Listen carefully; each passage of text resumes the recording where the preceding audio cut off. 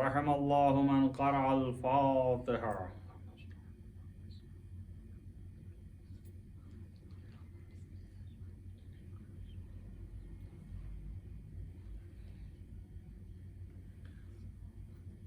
أعوذ بالله السميع العليم من الشيطان اللعين الرجيم. بسم الله الرحمن الرحيم وبه نستعين وهو المعين. الحمد لله رب العالمين والعاقبة للمتقين والجنة للموحدين والنار للملحدين والمنكرين والصلاة والسلام على سيد الأنبياء والمرسلين خاتم النبيين مولانا مولى الكونين جد الحسن والحسين أبي القاسم محمد ولا سيما على ابن عمه ووزيره ووصيه وخليفته مطلوب كل غالب غالب كل غالب مولانا علي بن أبي طالب وآله الطيبين الطاهرين المعصومين المظلومين الذين أذهب الله عنهم الرجس وطهرهم تطهيرا. ولعنة الله على أعدائهم أجمعين من يؤمن هذا إلى قيام يوم الدين.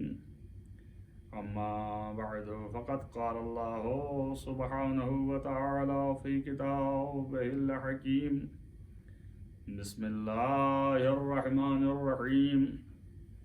إنما وليكم الله ورسوله والذين آمنوا الذين يقيمون الصلاة ويؤتون الزكاة وهم راكعون. صلوات.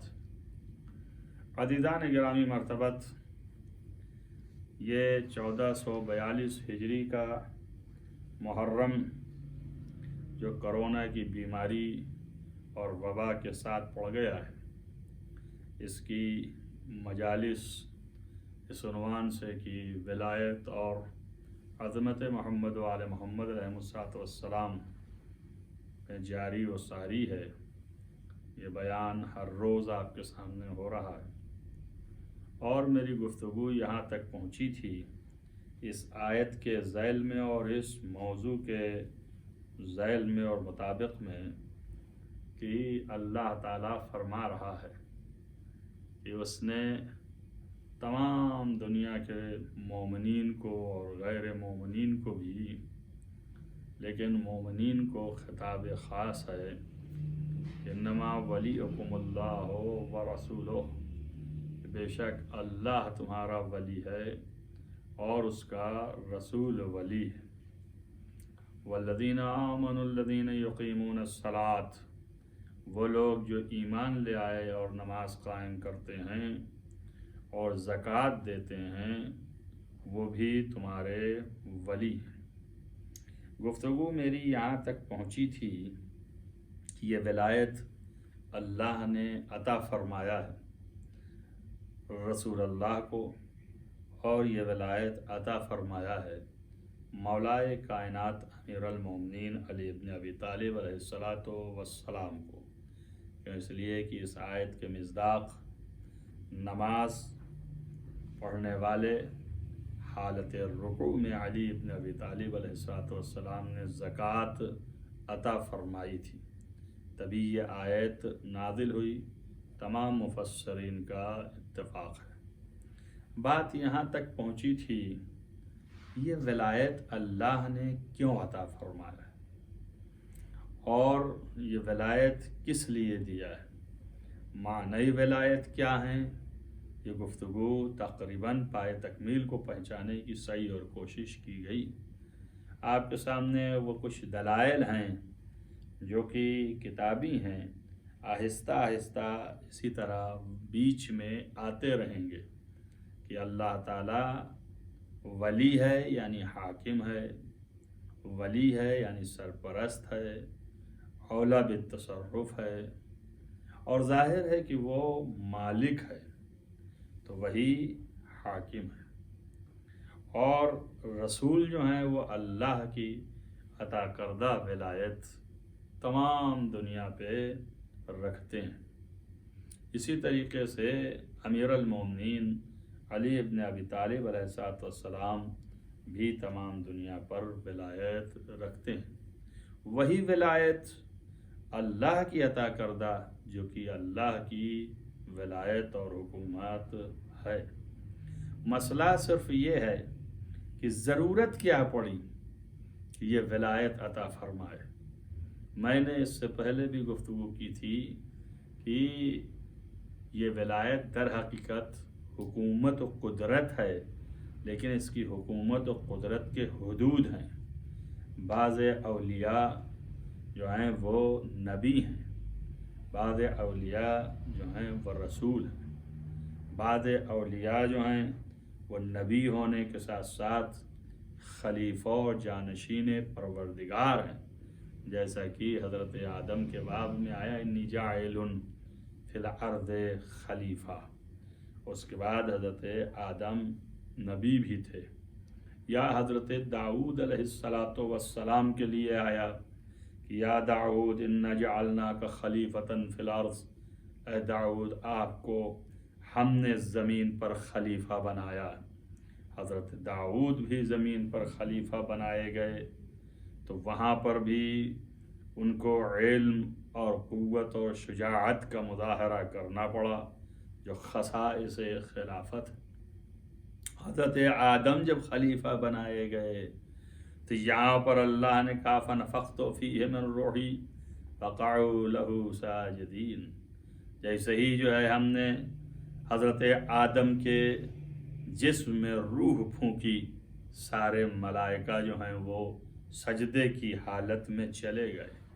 تو معلوم ہوا کہ یہ قدرت اور قوت کا اظہار اللہ نے اس طرح سے کیا ہے کہ ہے یہ نمائندہ میرا اور یہ میری طرف سے معین ہوا ہے، تو اس کی حکومت اور طاقت اتنی ہے، یہ خلیفہ ہے، مگر اس خلیفہ کی حکومت و طاقت یہ ہے کہ کائنات کی ہر شے جھک گئی اس کے سامنے۔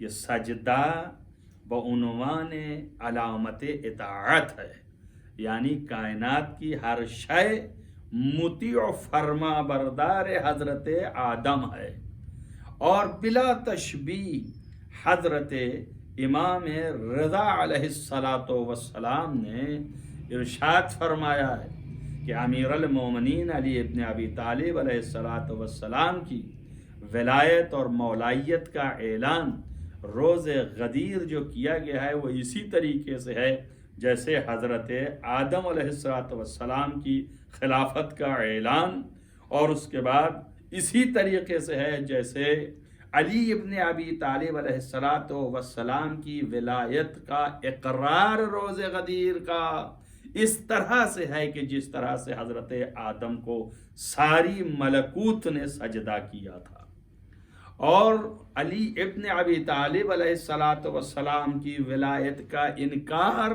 اسی طرح سے ہے جس طرح سے شیطان نے حضرت آدم کے سجدہ کرنے سے انکار کیا تھا۔ ایک صلوات پڑھیں محمد وآل محمد۔ اس روایت کے مطابق یہ بات روشن ہو جاتی ہے کہ حضرت آدم کو یہ جو اللہ نے مقام خلافت کا اعلان کر کے روح پھونکتے ہی ساتھ کائنات کو ان کی سجدہ کرنے کا حکم دیا، یہ ایک نوع ولایت تھی، ایک قسم ولایت تھی جس کا اظہار فرمایا اللہ نے کہ اس طریقے سے واضح ہو جائے کہ کائنات جو ہے آپ کے لیے مسخر ہے، کائنات جو ہے وہ آپ کے لیے مطیع ہے، کائنات جو ہے وہ آپ کے لیے فرما بردار ہے۔ ایک صلوات پڑھیں محمد و آل محمد۔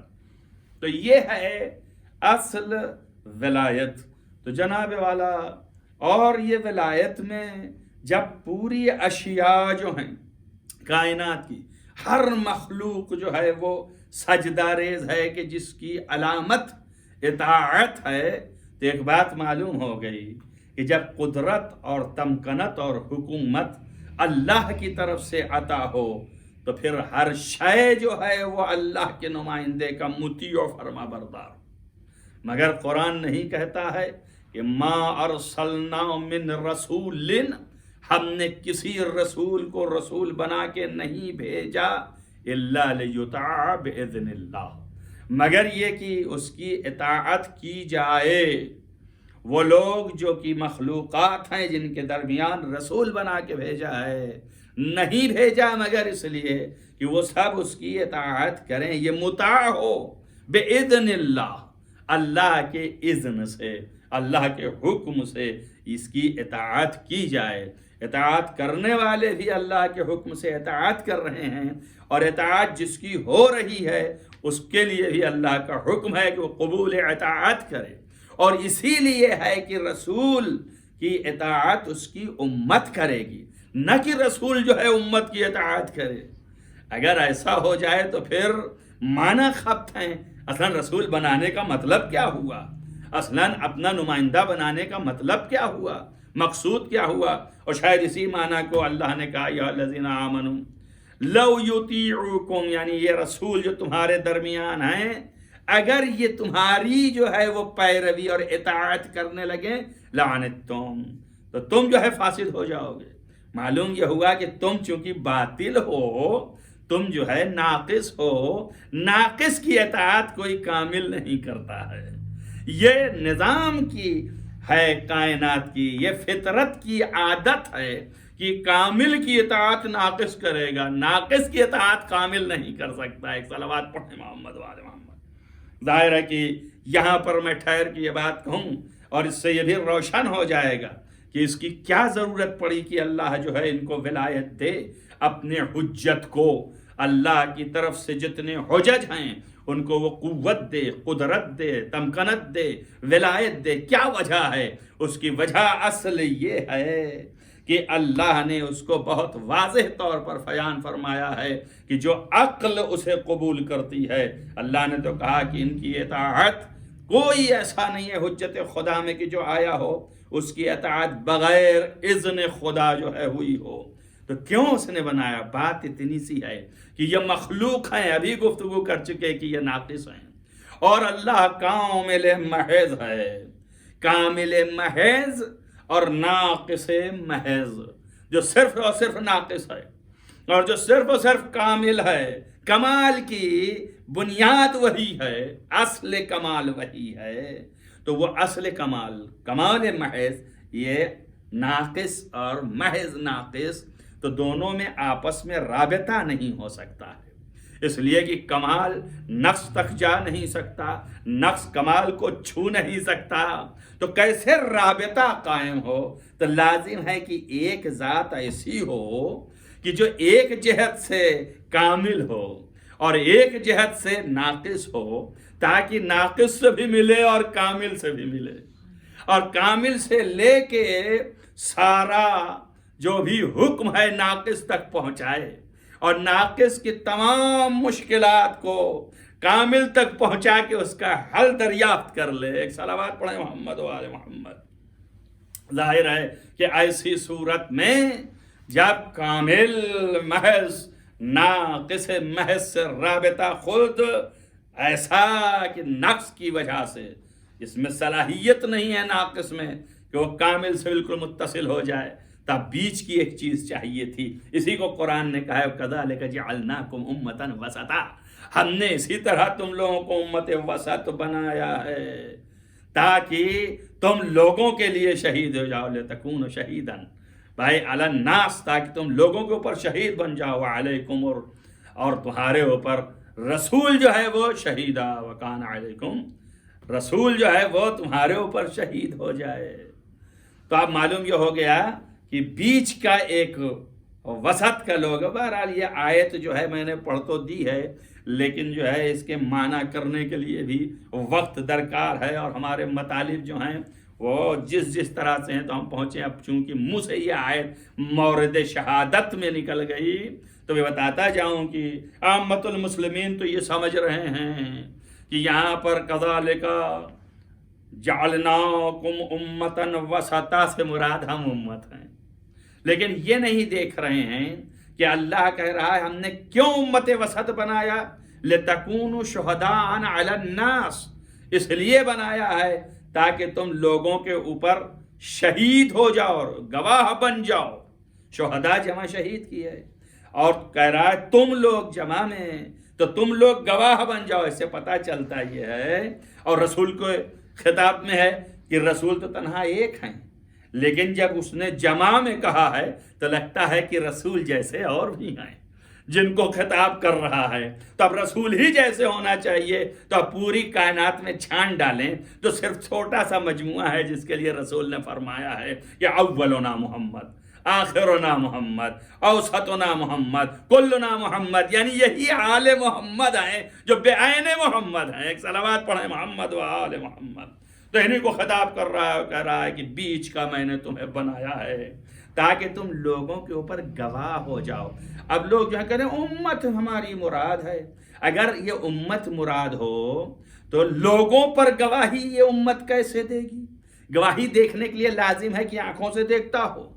ارے آپ دوسرے کی گواہی کیا دیں گے؟ آپ اپنی بھی پیچھے پشت کی خبر نہیں رکھتے ہیں، تو دوسرے کو کہاں ہما وقت آپ دیکھ رہے ہیں کہ قیامت کے دن کھڑے ہو کے اول سے آخر تک کی گواہی دیں گے آپ ایک دوسرے کی؟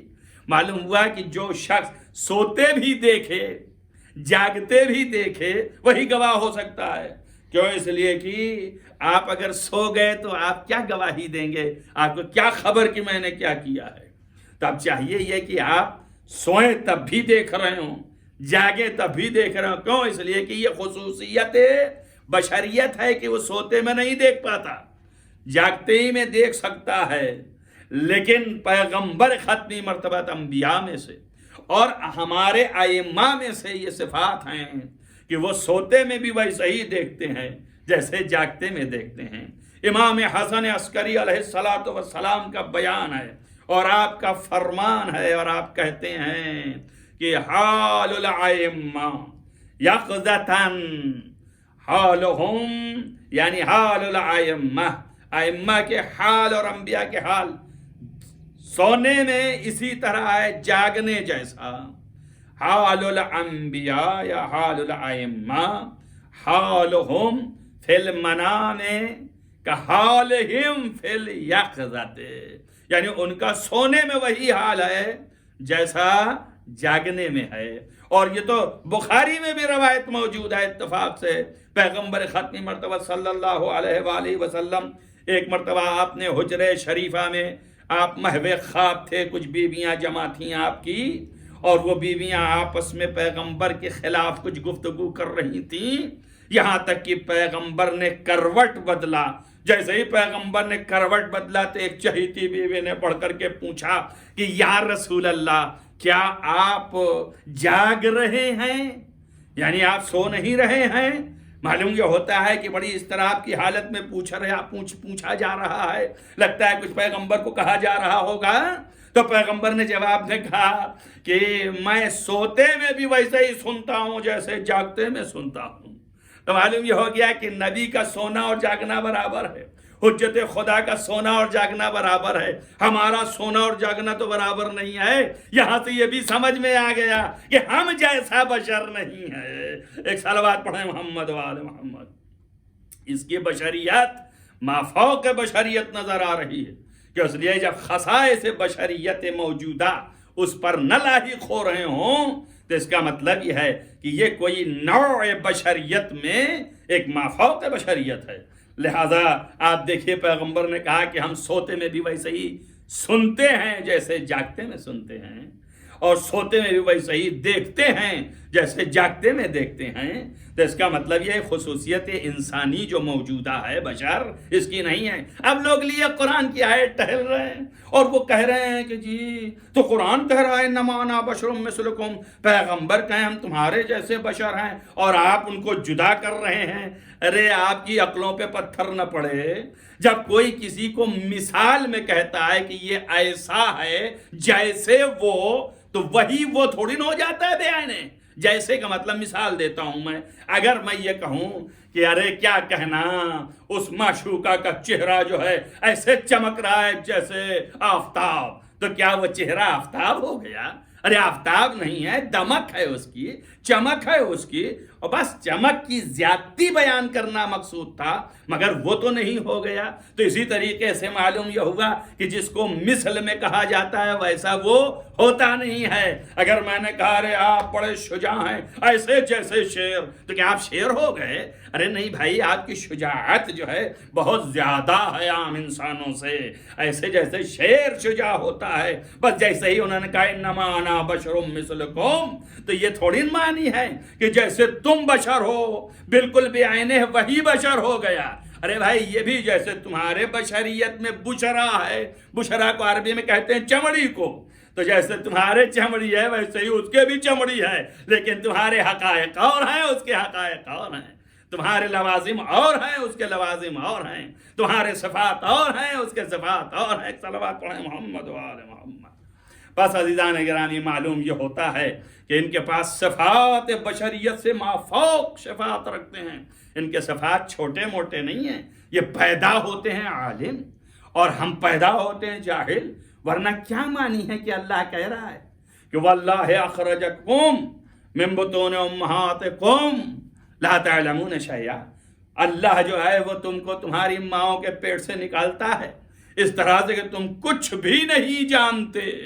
جب تم کچھ نہیں جانتے ہو تو تم کو ایسا نکالتا ہے۔ اس کے بعد دوسری جگہ کہتا ہے، کس سے خطاب ہے؟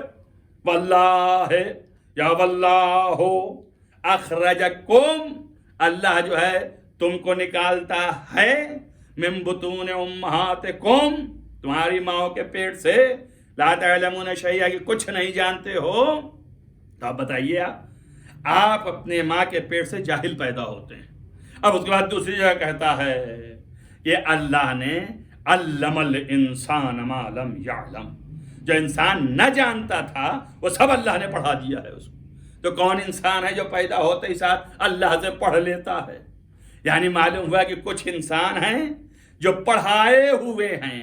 ارے اس سے بھی زیادہ واضح اللہ نے خود ہی کہا کہ علم القرآن خلق الانسان، پہلے انسان کو قرآن پڑھا دیا، اس کے بعد پھر انسان کو خلق کر دیا۔ تو معلوم ہے سارے انسان تو اگر قرآن پڑھ کے آئے ہوتے وہاں سے تو یہاں پڑھنے کی کیا ضرورت ہوتی؟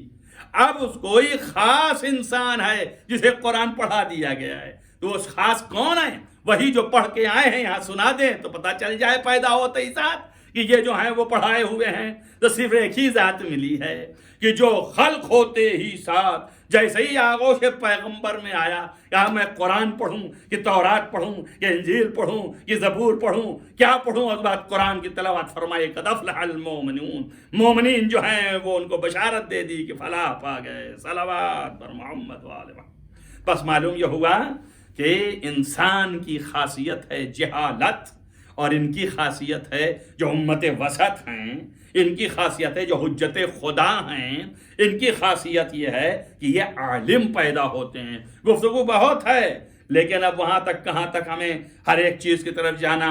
وہ بھی سمجھ لیں کہ ہم نجس پیدا ہوتے ہیں اور وہ پاکیزہ پیدا ہوتے ہیں، اور انشاءاللہ تعالی بہت سے اس طرح کے مقامات ہیں کہ جہاں پہ بیان ہوگا۔ اگر ایسا نہ ہو تو ہمارے شیعہ مکتبہ فکر کے مطابق ہمارے ائمہ علیہ السلام نے بیان فرمایا ہے کہ جب حجت خدا کی ولادت ہوتی ہے تو وہ اس طرح سے پیدا ہوتا ہے۔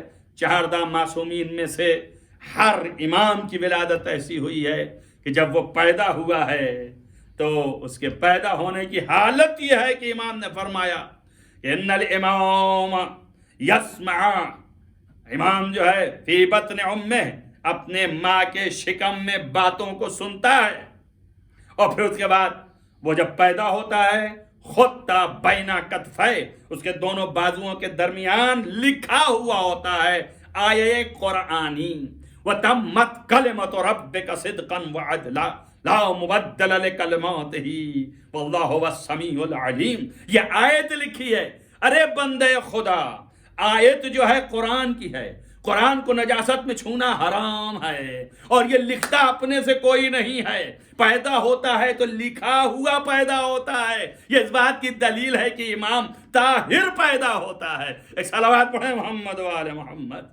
اب اس سے بڑی کیا بات کہی جائے؟ اسی کو پیغمبر نے کہا تھا جب امام حسین علیہ السلام پیدا ہوئے تھے، اور ام الفضل نے جو کہ حضرت عباس کی زوجہ تھیں اور پیغمبر کی چچی تھیں، ان سے کہا لے آؤ ناولنی، ہمارے بچے کو ہمیں دو۔ تو انہوں نے کہا یا رسول اللہ ابھی غسل نہیں دیا گیا ہے۔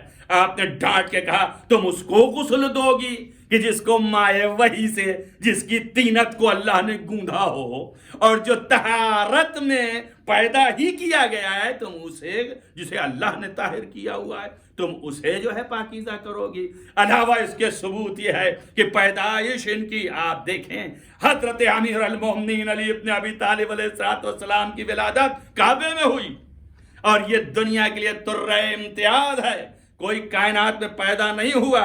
اب جھوٹی روایتیں چاہے جس طرح سے کر لیں، اور یہ نہ سمجھ لیجئے کہ حضرت امیر المومنین کو کسی نے پیدا کرا دیا، یا رسول اللہ نے یا حضرت ابو طالب نے کہ چابی دی تو وہاں لے جا کر کے رکھ دیا، ایسا نہیں ہے۔ بلکہ ایسا ہے کہ حضرت امیر المومنین بنت اسد سے کہہ رہے ہیں کعبے کی طرف چلیے، اور وہ حالت ذہن ہیں، پریشانیوں میں مبتلا ہیں، لیکن گئیں اور طواف کیا، اور طواف کرنے کے بعد کعبے کا پردہ پکڑ کے کہا بار الہ تم میری مشکلات کو حل کر، مگر کیسے؟ ایسے نہیں جیسے میں نے کہا، بلکہ یہ کہا اللہم انی مومنتن، دیکھ بار الہ میں تیرے اوپر ایمان رکھتی ہوں بے رسولک، اور تیرے رسولوں پر ایمان رکھتی ہوں بے کتبک، اور تیرے کتابوں پر ایمان رکھتی ہوں۔ اللہم بحق ھذا المولود الذی فی بطنی، بار الہ جو یہ پیدا ہونے والا بچہ ہے، اس کے واسطے سے جو کہ میرے شکم میں ہے، میری مشکل کو حل کر دے۔ تو وہاں پر دیوار شک ہوئی، علی بلائے گئے۔ تو اب اپنے سے تو نہیں، اللہ جو ہے کعبے میں علی کو پیدا کر رہا ہے۔ توجہ کیجئے اس بات کے اوپر، اللہ جو ہے کعبے میں علی کو پیدا کر رہا ہے۔ الیاذ باللہ، اگر کہیں سے نجاست کا تصور ہوتا تو مسجد میں نجاست نہیں آ سکتی ہے، اور کیسے ممکن ہے کہ جبکہ اللہ نے قرآن میں کہا ہوا ہے حضرت ابراہیم اور اسماعیل کو کہ طہرا بیتی التی، ہمارے گھر کو تم دونوں مل کے پاک کرو، جب ان سے پاک کروا لیا ہے تو کیسے ممکن ہے کہ اللہ اسے نجس کرے؟ علی کو پیدا کر کے دنیا کے لیے بتایا کہ یہ نسلاً طاہر ہیں اور ان کی ماں بھی طاہرہ ہیں۔ ایک صلوات پڑھیں محمد و آل محمد۔ بس عزیزان گرامی، گفتگو یہاں تک تھی اور یہاں تک پہنچی کہ یہ افراد جو ہیں ان کے خصوصیات جدا ہیں، ان کی امتیازات ہیں، اور یہ مافوق بشریت میں سے ہیں، ان کے حالات بلند ہیں، اور ان کو صرف اس لیے بنایا گیا ہے تاکہ یہ مخلوق اور خالق کے درمیان واسطہ رہیں۔ اب اس کا ثبوت کہ یہ وہی فرد ہیں حجج خدا میں سے کہ جو خالق و مخلوق کے درمیان یہ جو ہے واسطہ رہیں، تو اس کا ثبوت کیا ہے؟ اسی کے ثبوت کے لیے اقتدار دینا پڑا، اسی کے ثبوت کے لیے قدرت دینا پڑا، اب اسی کے ثبوت کے لیے اطاعت کائنات پوری ان کی مطیع ہو جائے، چاہے وہ تکوینی طور پہ ہو چاہے تشریعی طور پر، تاکہ جب یہ کائنات پر تصرف کریں کہ جو عام انسانیت نہیں کر سکتی، نہ جناتوں کے بس میں ہے، تو پھر ان کے سامنے ثابت ہو کہ یہ وہی فرد ہے کہ جو اللہ کی طرف سے بھیجا گیا ہے اور فرستادہ ہے۔ اس طرح وہ اپنی ولایت کو ثابت کریں، اس طرح وہ اپنی حکومت کو ثابت کریں۔ ایک صلوات پڑھیں محمد و آل محمد۔ بس اس وجہ سے ان کو خلق کیا گیا ہے، ان کو قدرت دی گئی ہے، ان کو تمکنت دی گئی ہے۔ اللہ نے قدرت دیا، تمکنت دیا، اور ایسی قدرت و تمکنت کہ جب ضرورت ہوئی تو پھر قدرت و تمکنت دیا اللہ نے، اور ضرورت کو استعمال فرمایا آپ نے، اور دنیا کو یہ بھی بتا دیا مولا نے کہ دیکھو ہم اپنی قدرت جو ولایت دی گئی ہے اس سے ہم یہ کام کر رہے ہیں، مگر نہیں ہے۔ تمام تاریخوں میں لکھا ہے کہ جب آپ نے در خیبر اکھاڑ لیا تھا جنگ خیبر میں، تو اس وقت فوراً جو ہے خلیفہ ثانی بڑھ کے انہوں نے پوچھا تھا کہ آپ نے کیسے یہ در کو اکھاڑا؟ تو آپ نے فرمایا جواب میں، ما قلا تو بابا خیبرین، میں نے خیبر کے دروازے کو نہیں اکھاڑا بقوت جسمانیہ، ہم نے قوت جسمانی سے نہیں اکھاڑا، بل بقوت ربانیہ، بلکہ ہم قوت ربانی سے اس کو اکھاڑے ہیں۔ یہ قوت ربانی کے معنی ہی یہ ہیں کہ جو طاقت اور قوت و حکومت و ولایت اللہ نے ہمیں دی ہے اس کی بنیاد پر ہم نے اسے اکھاڑا ہے۔ اب یہ ولایت اللہ نے عطا فرمائی ہے، یہ قوت اللہ نے دیا ہے، یہ طاقت اللہ نے دیا ہے۔ سارے مسلمانوں نے دیکھا اپنے آنکھوں سے، ہزاروں کی تعداد میں دیکھا، اگر دیکھا نہ ہوتا تو ہزاروں کی تعداد میں یہ واقعہ بیان کرنے والا بیان کیسے کرتے اور ہم تک پہنچتا کیسے؟ سب نے اپنے آنکھوں سے دیکھا یہ قوت و قدرت، اور سب کو معلوم ہو گیا کہ یہ طاقت اللہ کی عطا کرتا ہے۔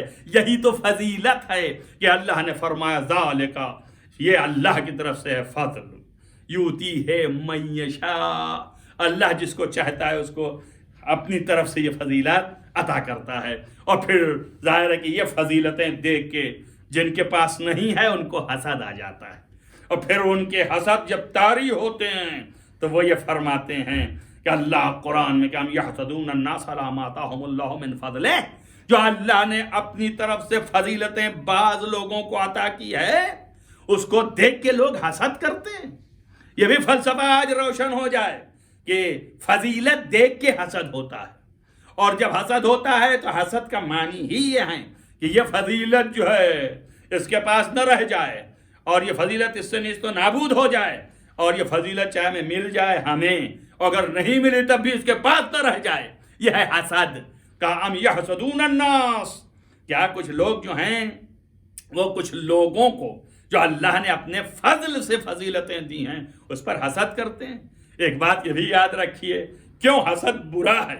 اس لیے حسد برا ہے کہ چونکہ جب فضیلت اللہ نے عطا فرمائی اور اس کے اوپر کوئی جو ہے وہ حسد کرے تو اس بات کی دلیل ہے کہ قضاء و قدر الہی میں شک کر رہا ہے، اور جو قضاء و قدر الہی میں شک کرے، اس کی اذن و عطا میں شک کرے، وہ مومن نہیں ہو سکتا ہے۔ ایک صلوات پڑھیں محمد و آل محمد۔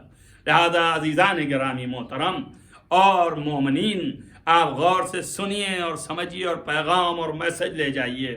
دنیا کے لیے ہے اخلاقی میسج میں سے بھی اور معارف کے میسج میں سے بھی کہ کبھی بھی حسد نہ کرنا، اور خصوصاً وہ جو اللہ کی عطا ہے اس سے تو معرفت پیدا ہوتی ہے۔ جب اللہ کی عطا دیکھ لیا اس فضیلت کو تو اللہ کی قدرت کا اندازہ ہوا، اس کی عطا کا اندازہ ہوا کہ اس سے زیادہ کون سخی ہوگا کہ اتنی بڑی طاقت دے دی، اور جس نے اتنی بڑی طاقت دی اس کے غیب کے خزانے میں کیا کیا ہے اس میں سے دیا ہے، تو وہ خود کتنا بڑا ہوگا۔ تو گویا فضائل آل محمد سنتے جائیے تو اللہ کی معرفت پیدا ہوتی جاتی ہے، اور جیسے جیسے معرفت پیدا ہوتی جائے ویسے ویسے انسان کا علم بڑھتا جاتا ہے، یقین میں اضافہ ہوتا ہے، اطمینان میں اضافہ ہوتا ہے، اور ایمان اس کا مستحکم ہوتا جاتا ہے۔ جب ایمان مستحکم ہوگا تو اب اس اللہ کے لیے سر جھکا کے جو سجدہ کرے گا اس سجدے کا وزن زیادہ ہوگا۔ مگر نہیں سنا اسی باب خیبر کے اکھاڑنے کے سلسلے میں پیغمبر نے فرمایا، کسی نے جو ہے، آپ اندازہ کرو، ایمان و یقین کے اطمینان کی منزل کو میں بیان کرتے ہوئے ایک جملے میں طے کر دوں کہ جس سے اندازہ ہو جائے کہ حضرت پیغمبر ختمی مرتبہ صلی اللہ علیہ وآلہ وسلم کے سامنے ایسا تذکرہ آیا کہ حضرت عیسیٰ پانی پہ قدم رکھ کر کے چل رہے تھے۔ یہ حضرت عیسیٰ کی جو ہے وہ ولایت تھی کہ پانی پہ قدم رکھ کے نکل جا رہے ہیں۔ تو لوگوں نے کہا یا رسول اللہ، ہم نے دیکھا ہے کہ حضرت عیسیٰ کے لیے لوگ کہتے ہیں، جنہوں نے دیکھا انہوں نے یہ کہا کہ ہم نے دیکھا ہے، یا رسول اللہ لوگوں نے بیان کیا ہے کہ ہم نے دیکھا ہے کہ حضرت عیسیٰ پانی پہ چلتے تھے۔ پیغمبر نے مسکرا کے کہا کہ لو زاد یقینہ لمشی علی الہوا، اگر ان کا یقین اور زیادہ ہوتا تو یہ ہوا پہ اڑ رہے ہوتے، ہوا پہ چل رہے ہوتے۔ اب تو سمجھ میں آ گیا کہ اگر عیسیٰ کا یقین اور زیادہ ہوتا تو وہ ہوا پہ چلتے، اس کا مطلب کم ہے۔ توجہ کیجئے آپ بات پر، تو اس کا مطلب کم ہے، توجہ کریں میری بات پر۔ تو جو 100% یقین رکھے گا تو ساری کائنات پر حکومت کرے گا کہ نہیں کرے گا؟ اب جب جنگ خندق میں نکلے تو ادھر سے آواز آئی کہ الان برد الایمان کلہ، آج کل ایمان جا رہا ہے۔ تو اب جب کل ایمان خندق میں بن گیا تو خیبر میں اگر ہوا میں در کو لے کے معلق تھا تو حیرت کی کیا بات ہے؟ صلوات پڑھیں محمد و آل محمد۔ بس عزیزان گرامی، یہ گفتگو ہماری جو ہے جاری و ساری ہے اور جاری و ساری رہے گی۔ یہ ولایت مطلقہ ہے کہ جو اس خاندان کو نصیب ہے، اللہ نے عطا فرمایا ہے، اللہ نے دیا ہے۔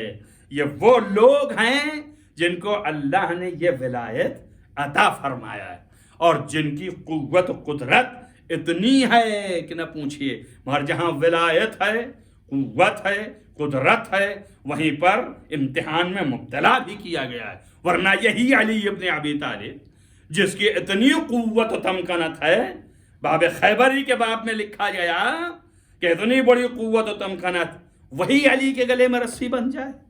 کیا یہ ممکن ہے کہ علی کے گلے میں رسی بن جائے؟ عزیزو، یہ امتحان اور یہ آزمائش، اور یاد رکھو ان کے امتحان اور آزمائش میں ہمیشہ درس پوشیدہ ہوتا ہے، عبرت ہوتا ہے، تاکہ دنیا اور مخلوق اس سے عبرت حاصل کرے، تاکہ اس سے درس لے، اس کے دل کو سکون یہاں سے ملے۔ اس لیے مصائب برداشت کرتے ہیں، مصیبت برداشت کرتے ہیں۔ لکھا ہے کہ جب مولائے کائنات کو بعد از رسول دشمنوں نے ان کے گلے میں رسن باندھ کے کھینچا اس واسطے کہ ان کو لے جائیں مسجد کی طرف ان کے بیت الشرف سے، تو ایک یہودی گزر رہا تھا، اس نے دیکھا، جیسے ہی دیکھا کہا یہ ممکن نہیں ہے، یہ شخص وہی ہے جسے میں نے خیبر میں دیکھا تھا کہ در خیبر انگلیوں پہ اٹھائے ہوا پہ معلق تھا۔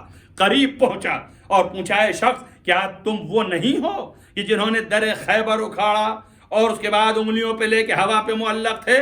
کہا بے شک میں وہی ہوں۔ بس اتنا ہی سنا اور بعض اس کے بعد قدم پہ گر پڑا، کہا اشہد ان لا الہ الا اللہ، میں گواہی دیتا ہوں کہ اللہ سوائے اللہ کے کوئی معبود نہیں ہے، واشہد ان محمدن رسول اللہ، اور سوائے محمد کے اب کوئی رسول نہیں تھا اس زمانے میں، محمد رسول تھے، اور انکا وصیہ، اور آپ جو ہیں اس کے وصی ہیں۔ کیوں؟ اس لیے کہ یہ کام کہ در خیبر کو اکھاڑنے والا صاحب شجاعت گلے میں رسن اس کے بن جائے اور خاموش رہ جائے، یہ سوائے نبی کے اور وصی نبی کے کوئی کر نہیں سکتا، لہذا ایمان لے آیا۔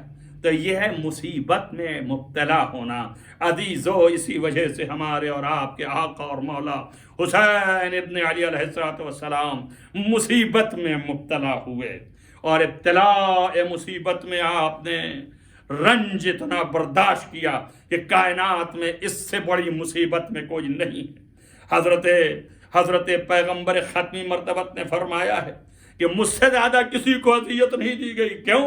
اس لیے کہ ساری مصیبتیں قیامت تک جو ان کے آل پر پڑتی رہے گی وہ سب پیغمبر تک پہنچتی ہے، سب پیغمبر کو اذیت ہوتی ہے، کہ اس لیے کہ سب اجزاء پیغمبر ہیں، یہ آل محمد جز پیغمبر ہیں، لہذا اگر جز کو مصیبت پہنچے تو کل کو پہنچتی ہے۔ عزیزو، آج وہ شب ہے کہ جس شب میں حسین نرغہ یادوں میں گرے ہوئے ہیں، اور پھر اس کے بعد وہ وقت آ گیا۔ ہمارے یہاں دیکھیں آپ کہ ایک ایک صحابی جو ہے بڑھ رہا ہے اور کہہ رہا ہے کہ ہم کل قربانی دیں گے۔ امام نے جب خطبہ فرمایا تو خطبے میں ایک ایک کا نام لے کے بیان فرمایا کہ کل کے دن تم بھی شہید ہوگے، کل کے دن تم بھی شہید ہوگے، کل کے دن تم بھی شہید ہوگے۔ لیکن عزیزو، لکھا ہے کہ ابھی نام پڑھا ہی جا رہا تھا کہ ایک بچہ 13 برس کا کھڑا ہو گیا اور اس نے کہا، اے چچا کیا میرا نام اس میں نہیں ہے؟ امام نے فرمایا کہ ہاں، تم جو پوچھ رہے ہو یہ بتاؤ، کیف عندک الموت، تمہارے نزدیک موت کیسی ہے؟ قاسم نے بڑھ کے کہا، اعلی من العسل، اس لیے کہ جو شہد سے زیادہ شیرین ہے وہ مذاق بیان کر رہے ہیں کہ شہد سے زیادہ شیرین ہے. روایت کے یہ فقرے ہیں.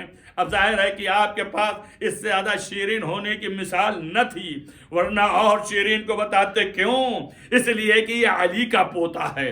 وہ علی جو یہ کہتا ہے کہ وہ اللہ خدا کی قسم میں موت سے اتنا مانوس ہوں جیسے بچہ اپنے ماں کے پستانوں سے مانوس ہے اور دودھ پیتا ہے، بس ویسے ہی میں ہوں. تو اس کا یہ پوتا ہے. کہا میرے نزدیک شہد سے زیادہ شیرین ہے. تو مولا نے فرمایا ہاں بے شک تمہارا بھی نام ہے اور اس کا بھی نام ہے جو 6 مہینے کا علی اصغر ہے. عزیزان گرامی، حضرت علی اصغر کا بھی نام تھا. محضر شہادت میں سن کر کے آپ نے فرمایا چچا حضرت علی اصغر کا نام ہے محضر شہادت میں؟ یہ کیسے ہوگا؟ کیا ہمارے بعد کیا خیمے میں لوگ ڈرائیں گے اور گھس جائیں گے اور علی اصغر کو قتل کریں گے؟ آپ نے فرمایا وہ منزل اور ہے جو بیان کا وقت نہیں ہے، اس سے بھی مافوق ہے. ارے خیمے میں آگ لگ جائے گی تمہارے بعد وہ تو ہے، لیکن میں مقام امتحان میں اپنے اولاد کو لے کے کھڑا ہوں گا. ظالم کے تیر شہشوبہ سے میرا فرزند شہید ہوگا. عزیزو، اس کے بعد اب ہر ایک جو ہے روز عاشور اپنی اپنی منزلت کو پانے کے لیے آگے بڑھ رہا ہے. ابھی دیکھیے تو بنی مسلم چلے گئے، آگے جائیے دیکھیے تو اور نظر آئے گا کہ بنی جعفر بھی چلے گئے. عزیزو، جب اب یہ دیکھا کہ امام حسن کی اولادوں میں سے تو حضرت قاسم بڑھے اور کہے چچا آپ ہمیں بھی اجازت دیجیے. امام حسین علیہ السلام نے فرمایا کہ اے میرے لال، تمہاری ماں بیوہ ہے اور وہ بھی ان کے لیے راحت کے لیے اور ان کے تمام تر سکون کا سامان تم ہو. تم جاؤ، واپس آ گئے.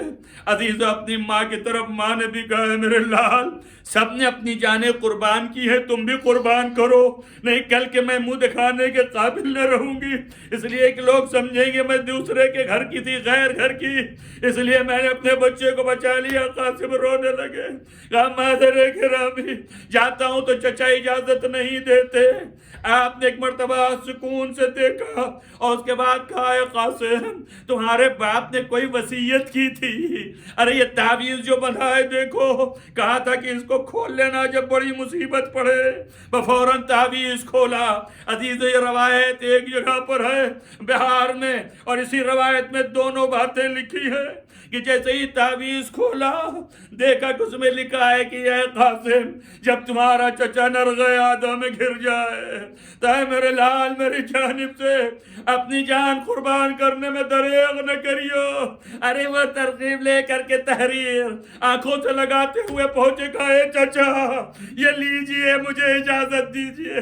حسین نے جیسے ہی دیکھا اپنے آنکھوں سے لگایا، سینے سے لگایا، رونے لگے.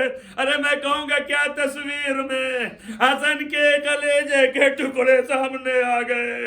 حسین تڑپنے لگے اور ایک مرتبہ ہاتھ سے پکڑا اور خیمے میں لایا اور کہا کہ یہ وصیت تمہیں اور یہ وصیت مجھے. اے بہن زینب امام رسول لاؤ. امام رسول پہنایا اور روایت کے مطابق عقد کیا اور پھر اس کے بعد اجازت دی. عزیزو جب اجازت دی تو امام حسین علیہ السلام نے خود حضرت قاسم کو سوار کیا. جناب عباس نے مہار پکڑی اور اس کے بعد حضرت قاسم شاگرد جناب عباس تھے، کھڑے ہو کے دم در دیکھتے رہے.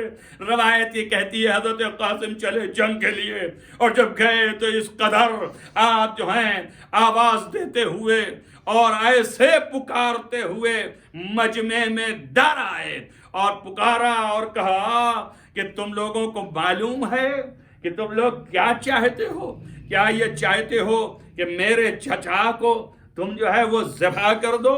کیا یہ سمجھتے ہو کہ حسین کو قتل کر دو؟ تنہا سمجھ رکھا ہے؟ ارے میں ہوں یہاں پر رجس پڑھتے ہوئے، اتنا زیادہ کہ فوج بھاگنے لگی.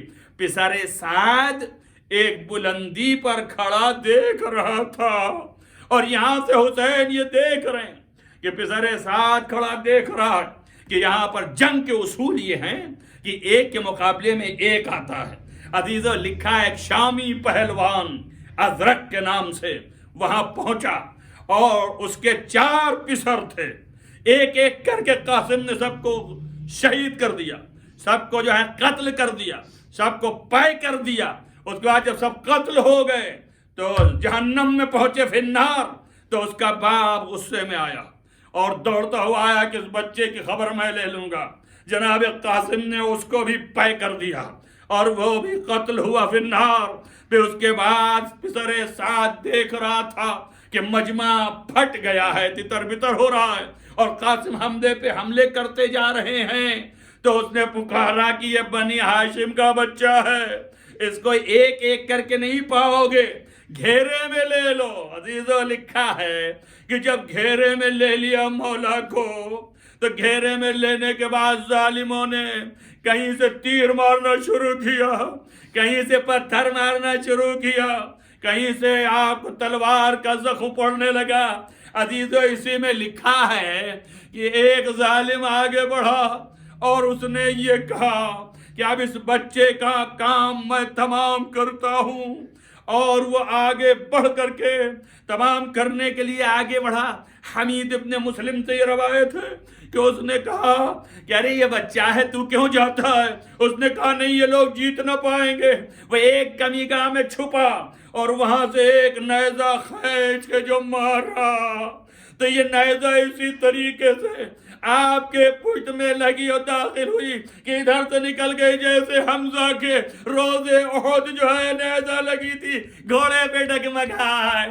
عزیز ارباب مقاتل لکھتے ہیں کہ ہر گھوڑے سے گرنے والا پکارتا تھا یا قادرکنی، لیکن قاسم نے پکارا یا عمّا، اے میرے چچا دوڑیے میری مدد کے لیے، اے میرے چچا دوڑیے۔ امام حسین علیہ السلام، حضرت عباس، حضرت علی اکبر بڑی تیزی سے دوڑ کے پہنچے، لیکن عزیزو جب پہنچے تو مقاتل یہ لکھتے ہیں کہ امام حسین نے صرف اتنا دیکھا کہ آخری ہچکی اور دم ٹوٹا، بس قریب پہنچ کے سر پہ سر اپنا رکھ دیا، منہ پہ منہ، اور کہا قاسم تم نے اپنے چچا کو بلایا مگر چچا تمہاری مدد کو نہ پہنچ سکا، جزاکم ربکم خیر الجزا۔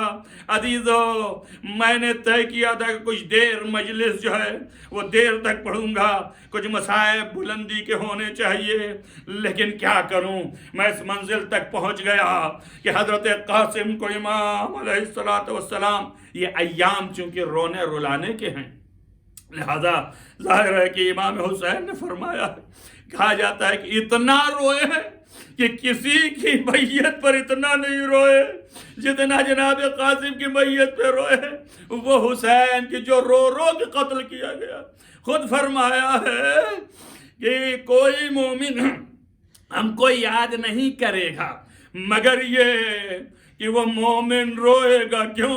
انا قتیل العبرہ، اس لیے کہ میں رلا رلا کے قتل کیا گیا ہوں، لہذا حضرت قاسم کی میت پر اتنا روئے اتنا روئے۔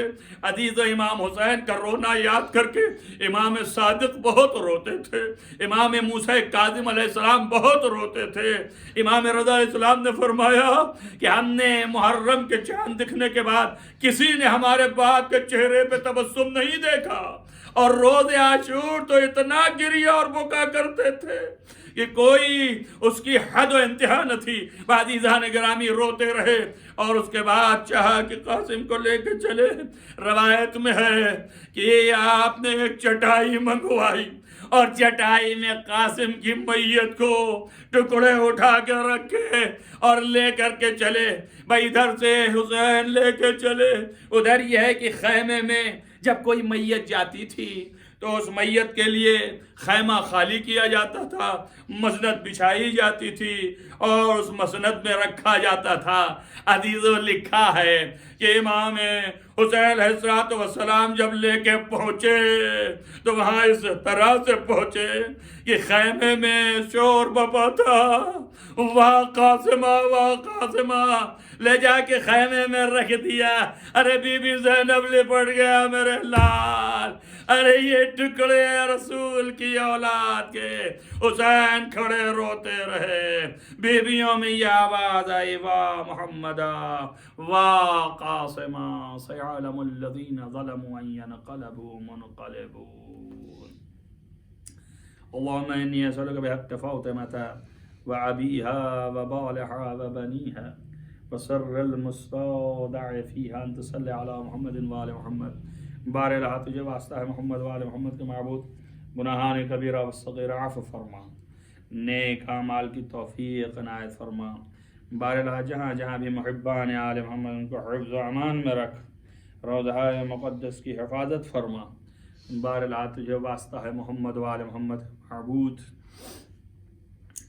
تمام دنیا میں جو ناامنی و بے چینی ہے اس کو سکون میں تبدیل فرما، اس بیماری کو نیست و نابود فرما، عزاداری کو قائم و دائم رکھ. بار الہ امام کا ظہور جلد از جلد فرما، ان کے اصحاب و انصار میں شمار فرما. اللہم تقبل من الدعا بحق محمد و آلہ الطاہرین.